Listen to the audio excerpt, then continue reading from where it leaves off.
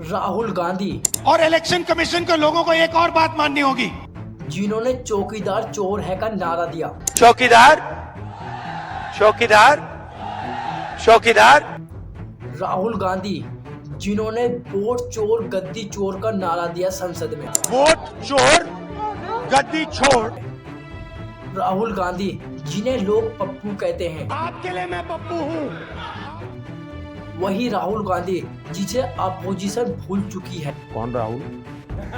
पापा राजीव गांधी, जो भारत के प्रधानमंत्री रह चुके हैं।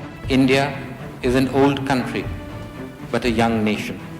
And like दादी इंदिरा गांधी, जो भारत की प्रधानमंत्री रह चुकी हैं। हम भारतीय नागरिक। और उनका पोता राहुल गांधी, जो आगे पीएम बनने के लिए संघर्ष कर रहा है। वो पीएम बन पाता है या नहीं बन पाता, या फिर उन्होंने क्या अचीव करा है, आइए देखते हैं इस वाली वीडियो में। राहुल गांधी का जन्म 19 जून 1970 में दिल्ली में हुआ था। वे भारत के सबसे प्रसिद्ध राजनीतिक परिवार नेहरू गांधी के परिवार से हैं। उनके दादा फिरोज गांधी, परदादा मोतीलाल नेहरू, परदादी इंदिरा गांधी, जो भारत की पीएम रही, और उनके पिता राजीव गांधी भी भारत के प्रधानमंत्री रहे। उनकी मां सोनिया गांधी भी कांग्रेस पार्टी की अध्यक्ष रह चुकी हैं। राहुल गांधी की प्राथमिक शिक्षा दिल्ली और भारत के कई स्कूलों में हुई। इसके बाद वे अमेरिका में हार्वर्ड विश्वविद्यालय और ब्रिटेन के कैम्ब्रिज विश्वविद्यालय से पढ़ाई पूरी हुई। उन्हें बचपन में ही राजनीतिक मोह मिला। राहुल गांधी ने 2004 में सक्रिय रूप से राजनीतिक में कदम रखा और उस समय उन्होंने अमेठी लोकसभा क्षेत्र से चुनाव लड़ा और उन्होंने उस चुनाव में जीत हासिल की। उसके बाद उन्होंने कांग्रेस पार्टी में अलग अलग भूमिका निभाई, संगठन, युवाओं का जुड़ाव और नीति निर्माण में योगदान दिया। 2013 में उन्हें कांग्रेस पार्टी का उपाध्यक्ष बना दिया गया और फिर वो 2017 में कांग्रेस पार्टी के अध्यक्ष बने। उनके नेतृत्व में कांग्रेस पार्टी ने कई चुनाव लड़े और उन्हें कई बार हार का सामना भी करना पड़ा। उसके बावजूद भी राहुल ने किसानों, बेरोजगारों, शिक्षा और कई मुद्दों पर प्रवक्ता दी। राहुल गांधी की छवि युवा नेता की रही, लेकिन इस बीच भी राहुल ने कई आलोचनाओं का सामना भी करना पड़ा और उनके विरोधियों ने उनका खूब मजाक उड़ाया और उन्हें पप्पू तक कहने लगे। मैं पप्पू हूँ। और इसके साथ साथ उनकी कई भाषणों का भी मजाक उड़ाया गया। इस सेब को फिर भी राहुल गांधी ने सरकार की कई नीतियों का विरोध किया। उन्होंने नोटबंदी, जीएसटी और किसान की समस्याओं जैसे मुद्दों पर अपनी आवाज उठाई। उनका कहना था कि आम जनता की समस्याओं पर भी सरकार को ध्यान देना चाहिए और ये बहुत जरूरी है।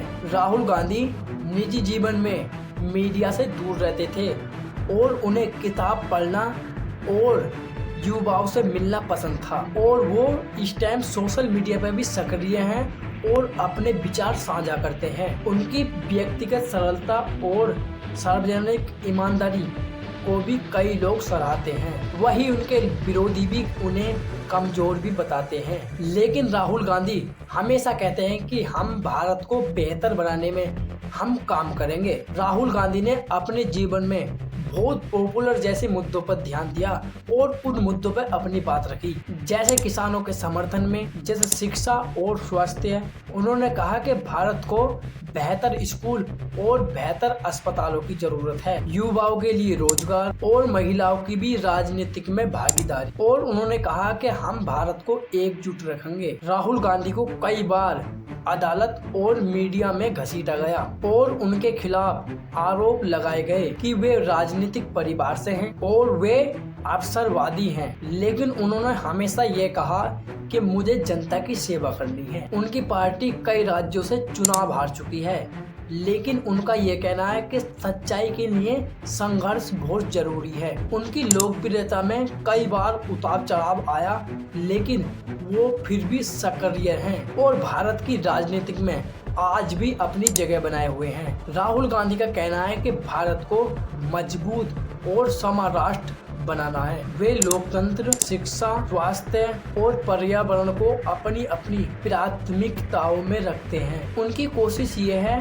कि युवा राजनीतिक में शामिल हो और वो भ्रष्टाचार के खिलाफ आवाज उठाए। और उन्होंने ये भी कहा कि मुझे भारत की विविधताओं पर गर्व है और वे इसे आगे बढ़ाना चाहते हैं। आपकी क्या प्रतिक्रिया है और आप उन्हें नेक्स्ट टाइम क्या देखना चाहते हो, आप कमेंट में बता सकते हो। और आप अपनी राय कमेंट में जरूर देना। आप उन्हें पीएम बनाना चाहते हो या फिर 2029 में पीएम बनाना चाहते हो या फिर उसके बाद पीएम बनाना चाहते हो, क्योंकि सलाह है आपकी। और आप नेक्स्ट टॉपिक पे क्या वीडियो चाहते हो वो भी कमेंट में बता देना।